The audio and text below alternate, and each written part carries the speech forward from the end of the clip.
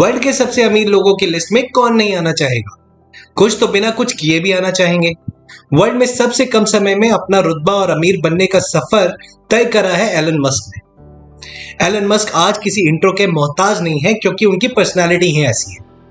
तो कैसे बने एलन मस्क दुनिया के इतने इन्फ्लुएंशियल एंड सक्सेसफुल पर्सन? अगर आप जानना चाहते हैं तो इस वीडियो को लास्ट तक जरूर देखें। सबसे पहले अगर आप इस चैनल पर नए हैं तो प्लीज सब्सक्राइब करें और नोटिफिकेशन बटन भी दबाएं। एलन मस्क का जन्म 28 जून 1971 को प्रेटोरिया, साउथ अफ्रीका में हुआ था। एलन मस्क के पिता एरोल मस्क एक इलेक्ट्रिकल इंजीनियर और पायलट थे। एलन मस्क की मदर का नाम मे मस्क था, जो एक डाइटिशियन थी। एलन ने अपने फादर के साथ रहते हुए अपनी शुरुआती पढ़ाई अफ्रीका में ही पूरी की थी। एलन को बचपन में बहुत तंग किया जाता था। एक बार एक लड़ाई के समय वे सीढ़ी से गिर गए और बेहोश हो गए थे। उसी घटना के बाद से आज भी एलन को सांस लेने में तकलीफ होती है। एलन को कंप्यूटर सब्जेक्ट सबसे फेवरेट था। उन्होंने बुक्स की मदद से कंप्यूटर सीख प्रोग्रामिंग करके एक गेम बनाया। इस गेम का नाम उन्होंने ब्लास्ट रखा था। यह गेम उन्होंने एक अमेरिकन कंपनी को बस $500 में बेच दिया था।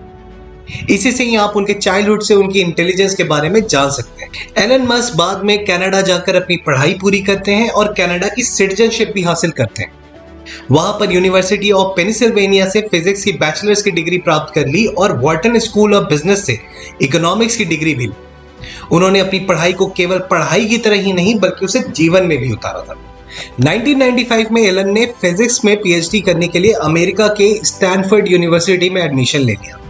एलन जब अमेरिका आए तब वो इंटरनेट से रूबरू हुए और उन्होंने पीएचडी से 2 दिनों के बाद ही अपना एडमिशन वापस ले लिया था और अपना पूरा ध्यान इंटरनेट की तरफ लगा दिया। यहीं उन्होंने अपने भाई के साथ एक कंपनी शुरू कर दी थी।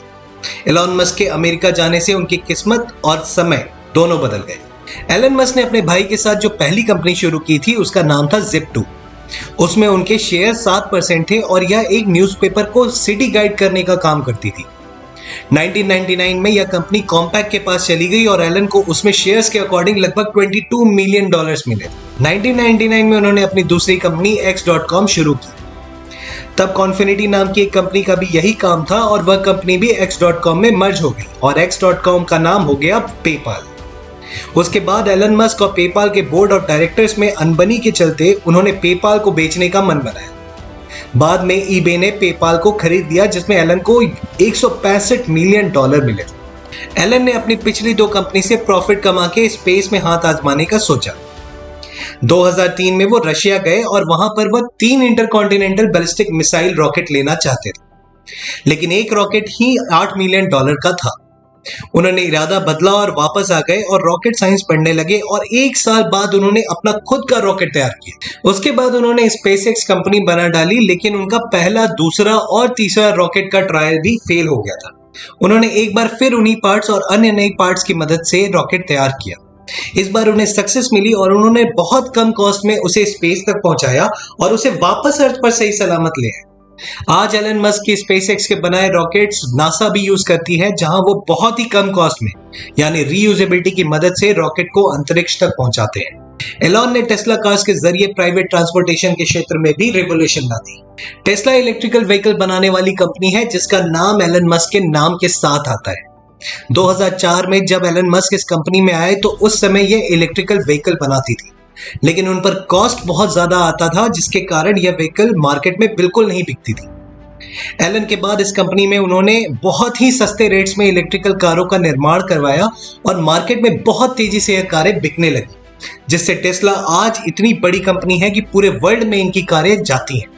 और अब तो आर्टिफिशियल इंटेलिजेंस की मदद से ये ड्राइवरलेस कारें भी टेस्ला बना चुकी है। फिर 2006 में एलन ने अपने चचेरे भाई की कंपनी सोलर सिटी में इन्वेस्ट किया और कुछ ही समय में यह अमेरिका की दूसरी सबसे बड़ी सोलर कंपनी बन गई।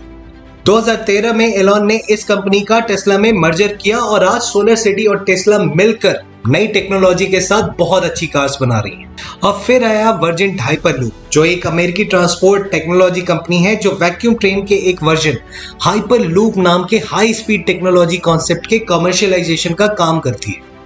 कंपनी को 1 जून 2014 को एस्टेब्लिश किया गया था और 12 अक्टूबर 2017 को इसका रीस्ट्रक्चरिंग करके नाम बदल दिया गया। इसके अलावा मस्क ने ओपन एआई, न्यूरालिंक और बोरिंग कंपनी से आर्टिफिशियल इंटेलिजेंस, न्यूरो टेक्नोलॉजी और इंफ्रास्ट्रक्चर फील्ड में भी कदम रखा और ये जबरदस्त तरीके से काम कर रही है। फिर 2022 में मस्क ने ट्विटर को $44 बिलियन में एक्वायर किया। मस्क के ट्विटर को खरीदने के पीछे कई कारण भी शामिल हैं, जिसमें से एक माना जाता है कि वे दुनिया में अपने फर्स्ट रैंक को बनाए रखने के साथ साथ कुछ ऐसे स्टेप्स भी लेना चाहते थे जिससे सोसाइटी में उनके नजरिए और लोगों की नजर में उनका स्थान न्यूमरो उनो बना रहे, ना कि सिर्फ एक बिजनेसमैन के तौर पर बल्कि एक इक्वालिटी के फाइटर के तौर पर भी।